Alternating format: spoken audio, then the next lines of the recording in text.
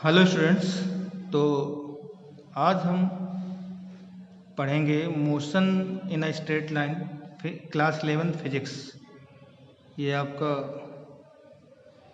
Physics का chapter number 3 है, class 11th। तो सबसे पहले मोशन में हमें क्या ध्यान देनी पड़ेगी। तो मोशन तो कैसे हो सकता है, तो आप पहले ये लिख लो, types of motion. Types of motion में पहला क्या होगा, पहला क्या हो सकता है, पहला हो सकता है straight line motion, straight line motion. दूसरा कर्विलीनियर मोशन, कर्विलीनियर मोशन। इस चैप्टर में सबसे पहले हम स्ट्रेट लाइन मोशन की बात करेंगे। इस चैप्टर का नाम ही है स्ट्रेट लाइन मोशन। बहुत इंपॉर्टेंट चैप्टर है। इसको हम ये भी कह सकते हैं कि motion in one dimension, motion in one dimension.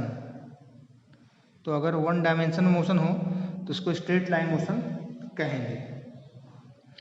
अब स्ट्रेट लाइन मोशन के लिए सबसे पहले हम क्या करेंगे, तो सबसे पहले हमको ये मालूम होना चाहिए कि किसी भी ऑब्जेक्ट का पोजीशन क्या है। सबसे पहले पोजीशन।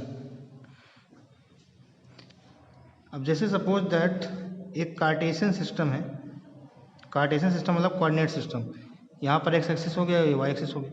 यहाँ पे एक पॉइंट है P, जिसके कोऑर्डिनेट्स क्या हैं पी एक्स वाई। तो ये पोजीशन हो गई, ये पार्टिकल की क्या हो गई, position.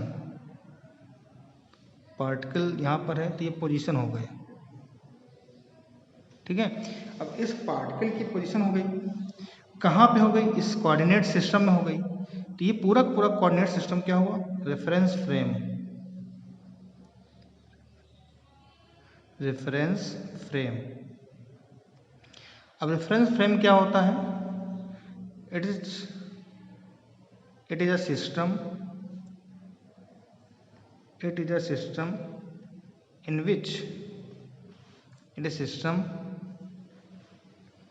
which we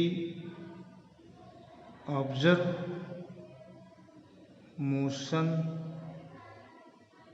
of body or particle। तो ये एक ऐसा सिस्टम है जहाँ से हम ऑब्जर्व करते हैं। अब अर्थ से करेंगे तो अर्थ रेफरेंस फ्रेम हो जाएगा, कहीं से कर सकते हैं। तो जहाँ से हम एक ऐसा सिस्टम जहाँ से हम मोशन को ऑब्जर्व करते हैं उसको बोलते हैं रेफरेंस फ्रेम। तो सबसे पहले आपने छोटे क्लास में पढ़ा होगा कि डिस्टेंस क्या होता है, ठीक है। तो डिस्टेंस, अब जैसे एक एग्जांपल से हम बता रहे हैं, ये होता क्या है, इसको आप लिखोगे it is total length covered by an object. Total length covered by an object. जैसे ए से ये बी है, अब एक रास्ता ऐसे जा रहा है, एक ऐसे जा रहा है, सी से जा रहा है। तो टोटल लेंथ, अब यहाँ से डिस्टेंस, अगर मैं यहाँ पर डिस्टेंस की बात करूँ तो ए सी, पहले ए से सी गया, अब सी से गया, तो ए सी प्लस बी सी, ये टोटल लेंथ हो गई।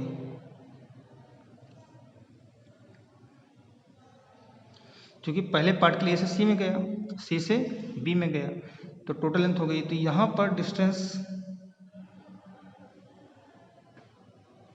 कितना हो गया, ए सी प्लस ए बी।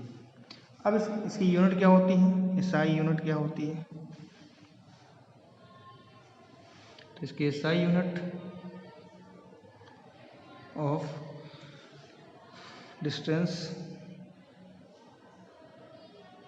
क्या हो जाएगी? मीटर। अब हम बात करते हैं डिस्प्लेसमेंट की।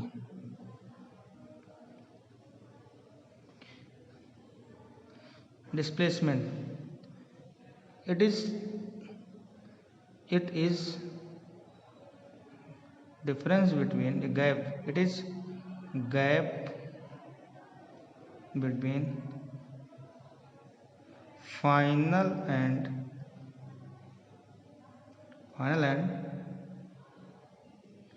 initial position.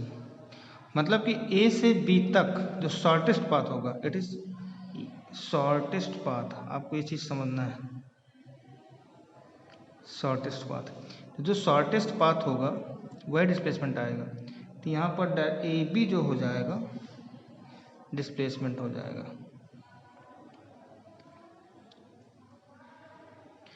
अब अगर हम बात करें डिस्टेंस की, तो ये इस डिस्प्लेसमेंट अभी हम वेक्टर में पढ़ेंगे। तो ये कौन सी क्वांटिटी है? स्केलर क्वांटिटी है। कौन सी क्वांटिटी है? स्केलर। पर डिस्प्लेसमेंट कौन सी क्वांटिटी है? Vector quantity. वेक्टर क्वांटिटी क्या होती है? जिसमें डायरेक्शन होती है। ठीक है, जिसमें वेक्टर क्वांटिटी वो क्वांटिटी होती है जिसमें डायरेक्शन होती है। इसमें डिस्प्लेसमेंट में डायरेक्शन होगा। ठीक है, अब आगे हम चलते हैं। तो हमने डिस्टेंस पढ़ा, डिस्प्लेसमेंट पढ़ा। डिस्प्लेसमेंट में हमने पढ़ा कि final point and initial point के बीच का जो गैप होगा वो डिस्प्लेसमेंट आ जाएगा, है ना। अब इसके बाद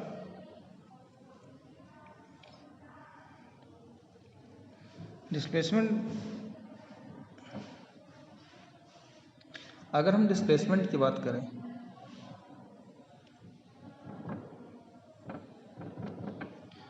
डिस्प्लेसमेंट ये छोटा या इक्वल हो डिस्टेंस के।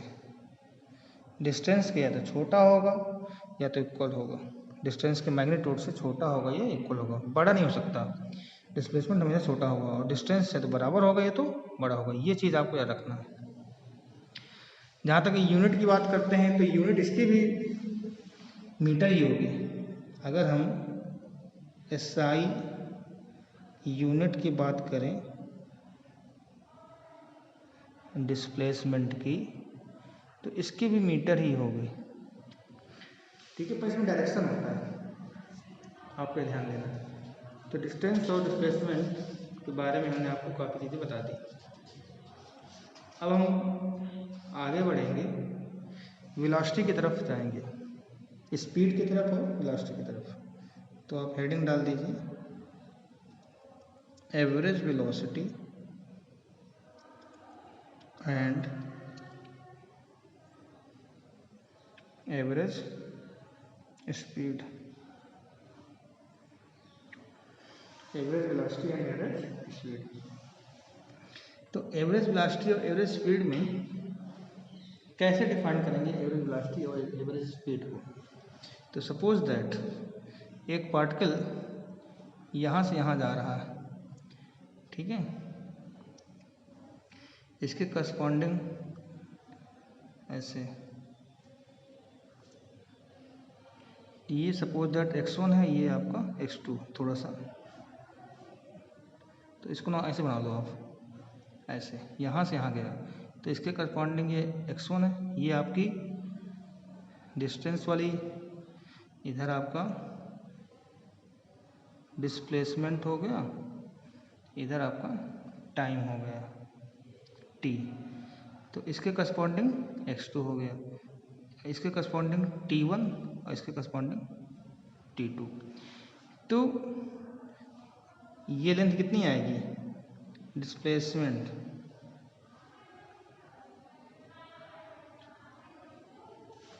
x2 माइनस x1, और टाइम इंटरवल कितना आएगा? टाइम कितना लगा? Time taken t2 minus t1। अब अगर मैं एवरेज वेलोसिटी की बात करूं तो क्या होता है, टोटल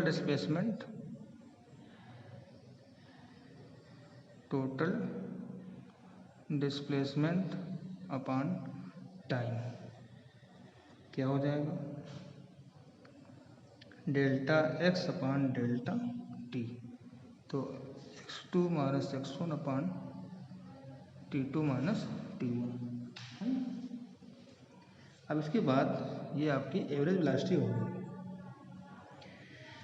अब हम किसी का भी निकाल सकते हैं एवरेज, अगर डिस्टेंस निकालना है और हमें इनिशियल और फाइनल पोजीशन के बीच का टाइम दिया होगा तो हम आराम से एवरेज वेलोसिटी निकाल लेंगे।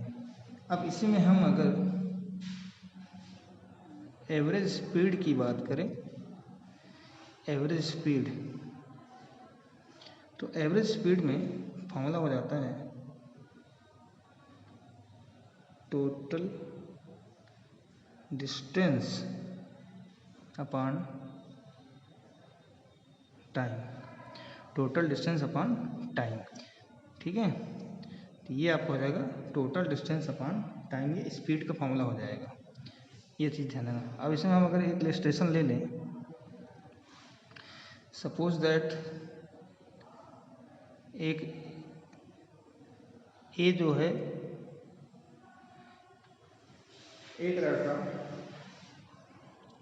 एक लड़का ए से बी तक जाता है। ये सपोज दैट इसका ये होम है, ये स्कूल है ना। एवरेज हमें स्पीड निकालनी है, तो मान लो जाते समय ये v1 स्पीड से जा रहा है, आते समय v2 स्पीड से आ रहा है। जाते समय v1 स्पीड से जा रहा है, आते समय v2 स्पीड से जा रहा है। तो आपको क्या निकालना है, आपको निकालना है फाइंड एवरेज स्पीड, और कुछ दिया नहीं है, टाइम नहीं दिया, स्पीड दी है कि v1 स्पीड से जा रहा है और स्कूल से होम v2 स्पीड से आ रहा है। तो आपको एवरेज स्पीड निकालना है। तो कैसे करेंगे, तो मान लो इसका सोल्यूशन कैसे करोगे आप, यहीं पे कर लेते हैं जगह है। तो जब इसका सोल्यूशन करोगे तो मान लो इनके बीच का डिस्टेंस कितना है, स्मॉल डी है ना। तो जाने वाला टाइम मान लो t1 है, तो t1 कितना आ जाएगा, d अपॉन v1। और आने मतलब a से b जाने में, अब b ये कहाँ से कहाँ हो गया, फ्रॉम a टू b। अब नाउ b टू a कितना हो जाएगा, तो b टू a में t2 मान लो, तो डिस्टेंस तो वही रहेगा d अपॉन b2। अब अगर हम यहाँ पर फॉर्मूला अगर लगाएं क्या, एवरेज स्पीड का, तो एवरेज स्पीड बराबर total distance upon total time. तो टोटल डिस्टेंस तो d प्लस d हो जाएगा, और टाइम कितना लगा, t1 प्लस t2। अब इसको सॉल्व कर लीजिए, तो 2d, और यहाँ से क्या जाएगा, d अपॉन v1 और d अपॉन v2। अब यहाँ से आप d कॉमन लेकर काट दीजिए, तो क्या बनेगा, d कट जाएगा, 1 upon v1 plus 1 upon v2। इसको सॉल्व कर लीजिए, तो जब आप इसको सॉल्व करेंगे तो क्या आ जाएगा, 2v1 v2 upon v1 plus v2। ये क्या आ जाएगा आपका एवरेज स्पीड आ जाएगी। तो ये आपका आंसर आ गया। अब बहुत सारे ढेर सारे सवाल बन सकते हैं, ये आपको करना पड़ेगा। ठीक है, तो ये आप नोट कर लीजिए। अब इसके बाद एवरेज स्पीड हमने बता दी है ना। अब हम थोड़ा सा कैलकुलस पार्ट में आते हैं कि कैलकुलस पार्ट में कैसे हम निकालेंगे एवरेज स्पीड, एवरेज वेलोसिटी, और उसमें इंस्टेंटेनियस की बात करते हैं कि इंस्टेंटेनियस कैसे निकाला जाए। तो अभी हमने पढ़ा कि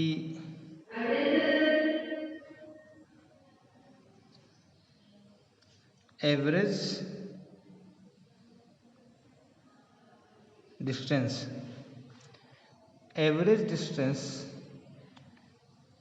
क्या होता है, delta x upon delta T. Suppose that मैंने ये ग्राफ बनाया ऐसे, यहाँ से लेके यहाँ तक, तो इसके करस्पॉन्डिंग x1 है और इसके करस्पॉन्डिंग ये x2। कौन सा ग्राफ है ये, डिस्टेंस वर्सेस टाइम ग्राफ, या displacement versus time graph. Sorry, average यहाँ पर स्पीड या वेलोसिटी लिख लो। तो इसके करस्पॉन्डिंग ये t1 है और इसके करस्पॉन्डिंग ये t2। अब सपोज दैट ये एवरेज स्पीड निकला तो हमने डेल्टा एक्स निकाल लिया, डेल्टा टी निकाल लिया, ये हमारा कितना हो जाएगा, ये डेल्टा टी हो जाएगा, ये कितना हो जाएगा, डेल्टा एक्स हो जाएगा। तो ये तो आपका एवरेज हो गया, एवरेज स्पीड। इसी में ये एवरेज वेलोसिटी हो जाएगा, क्योंकि ये यहाँ पर डिस्टेंस और डिस्प्लेसमेंट बराबर है। अभी जब हम ग्राफ का एनालिसिस करेंगे तब आपको और अच्छे समझाया जाएगा। अभी हम कैलकुलस की बात कर रहे हैं। तो अब एक नया टर्म्स आता है जो आपके लिए बिल्कुल नया होगा, इंस्टेंटेनियस। अब इंस्टेंटेनियस का स्पीड या वेलोसिटी, इंस्टेंटेनियस स्पीड और वेलोसिटी। अब ये क्या है, मान लो मुझे इस पॉइंट पर क्या निकालना है, इंस्टेंटेनियस वेलोसिटी t बराबर t1 पर, वही ये डिस्प्लेसमेंट है, ये टाइम है। अगर हम स्पीड की बात करेंगे तो डिस्टेंस हो जाएगा, टाइम हो जाएगा। अगर वेलोसिटी की बात करोगे तो डिस्प्लेसमेंट हो जाएगा, ये टाइम हो जाएगा। तो इस केस में अगर आप ढंग से देखिए, जो ये पॉइंट है बहुत कम है। तो अगर मैं इसको मैं अगर जूम करके देखूं, तो कुछ ऐसे आएगा। तो मान लो ये डिस्टेंस कितना है, डेल्टा एक्स है नहीं, इस प्रकार से है तो पॉइंट, और टाइम कितना हो जाएगा, मान लो यहाँ एक्स रहा होगा तो यहाँ पर हो जाएगा एक्स प्लस डी एक्स, और टाइम पहले इसके करस्पॉन्डिंग यहाँ टी रहा होगा तो यहाँ पे क्या हो गया, टी प्लस डी टी। अब डी एक्स और डी टी आपको समझ में आया होगा, पहले हमने बता रहा कि डी एक्स डी टी क्या है। जब when, यहाँ लिख लो एक चीज, when quantity is very small,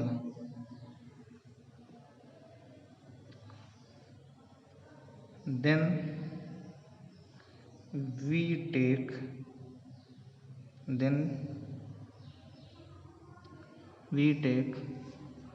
differential element,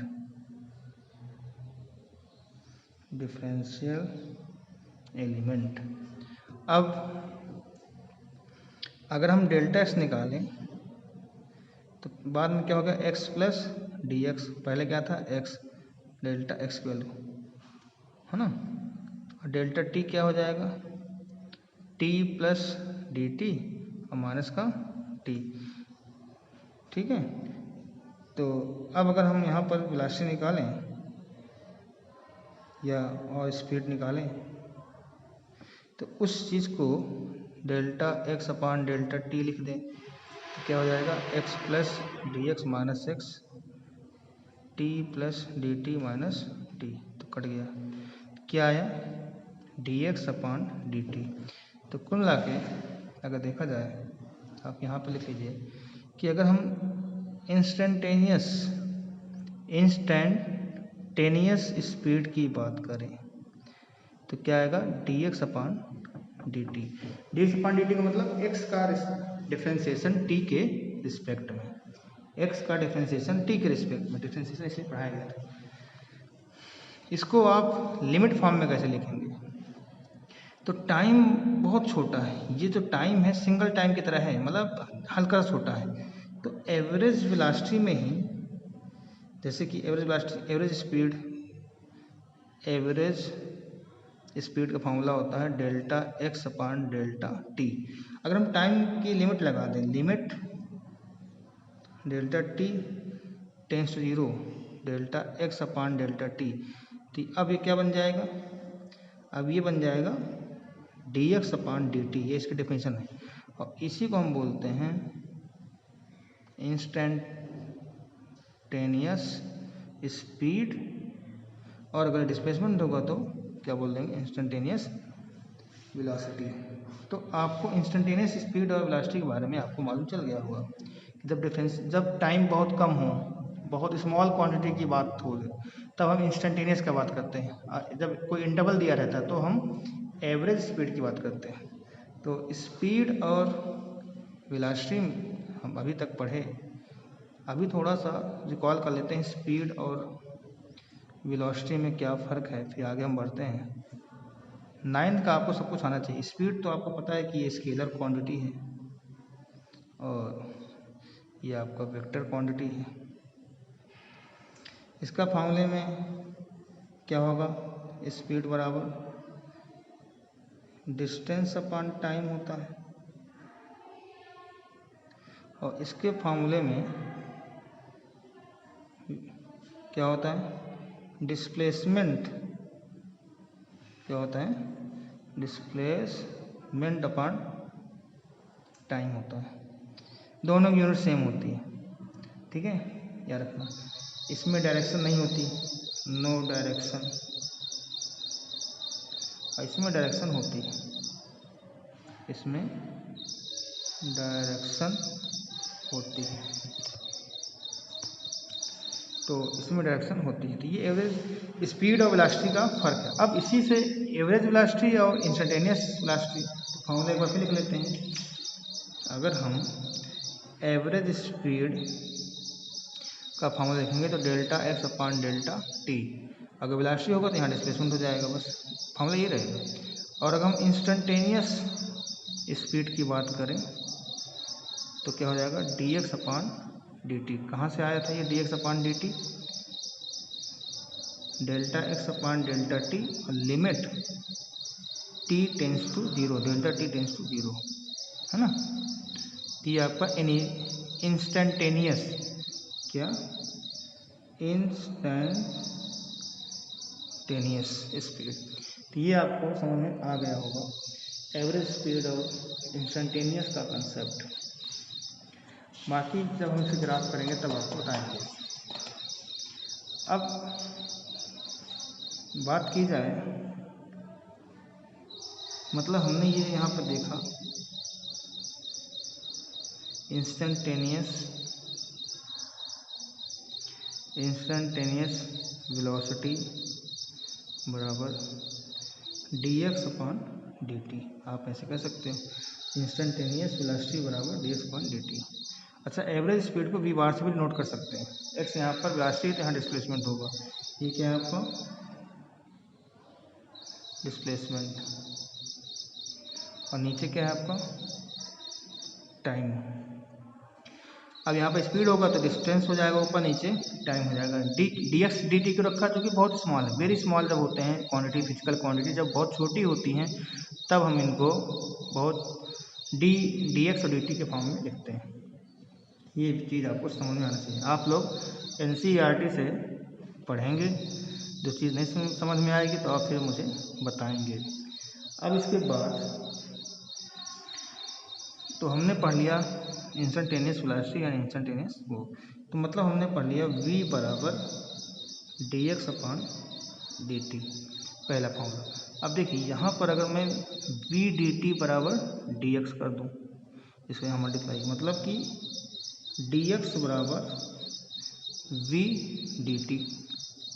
अब इसका क्या कर दिया जाए, इंटीग्रेशन, आपको स्कूल में पढ़ाया गया था। जब आप इसका इंटीग्रेशन करेंगे, मान लो x1 से x2, t1 से t2, तो क्या हो जाएगा, यहाँ आएगा x1 से x2, ये v dt है तो v बाहर आ जाएगा, है ना। और यहाँ पर इसका इंटीग्रेशन t से क्या आ जाएगा, t1 से t2। तो तो upper limit minus lower limit v t2 minus t1, तो ये डेल्टा x हो गया और यहाँ पर v इंटू डेल्टा t। तो इस प्रकार से आप डिस्टेंस निकाल सकते हैं। अब यहाँ पर अगर एक चीज़ ध्यान देना पड़ेगा कि v t का फंक्शन दिया होगा तो आप निकाल लेंगे, ठीक है। कैसे डिस्टेंस निकालेंगे, यहाँ पर v जो है t का फंक्शन दिया होगा, तो ये चीज़ आप इतना भी ये जैसे कि मैं कहूँ वेलोसिटी t का फंक्शन दिया 2t square plus 3t plus 1 ये दिया है। v जो है किसका फंक्शन दिया है, t, तो आपको निकालना है t बराबर 2 सेकेंड्स पर डिस्प्लेसमेंट निकालना है। t बराबर 2 सेकेंड्स पे क्या निकालना है, डिस्प्लेसमेंट, ये सवाल है आपका। तो आप क्या लगाएंगे, आप लगाएंगे x बराबर इंटीग्रेशन v dt, यहाँ से डेल्टा x बराबर यही तो है dx डेल्टा x बराबर, यहाँ से क्या आएगा डेल्टा x बराबर t1 से t2 v dt। तो v कितना है 2t square plus 3t plus 1, यहाँ पर dt इंटीग्रेशन कितना हो जाएगा 2t क्यूब अपान 3 plus 3t square plus t। अब इसमें 2 सेकंड पे कह रहा है, t बराबर 2 सेकंड, ये मैंने इंटीग्रेशन किया है। अब आप इंटीग्रेशन आपको बताया गया था, है ना।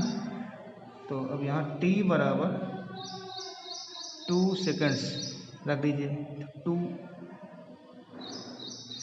का होल क्यूब अपान 3 प्लस 3 2 का होल स्क्वायर प्लस 2 कितना हो जाएगा 8 दूनी 16 अपान 3 2 टू 4 12 प्लस 2। अब इसको सॉल्व कर लीजिए, जो आंसर आएगा वही आपका आंसर हो जाएगा। तो इस प्रकार से आपको एवरेज डिस्टेंस, एवरेज स्पीड सब कुछ निकालना पड़ेगा। जब तक क्लास नहीं चलेगी तब तक आप ऐसे करिए। जो भी इसमें डाउट्स हो तो आप पूछेगा। यहाँ इंटीग्रेशन किया गया है, हाँ इसके लिए डिफरेंशिएशन और इंटीग्रेशन का आना बहुत ज़रूरी होता है। तो आज हमने एवरेज वेलोसिटी, एवरेज स्पीड कर लिया है। अब इसके बाद हम कुछ सवाल एक्सेलरेशन के करेंगे और एक्सेलरेशन करने के बाद फिर हम ग्राफ पढ़ेंगे। तो ये चैप्टर इसी प्रकार से जल्दी हो जाएगा। तो नोट्स बनाइए, जहाँ डाउट हो पूछिए, ठीक है। तो मिलते हैं आपको नेक्स्ट क्लास में, नेक्स्ट वीडियो तक इंतजार करिए।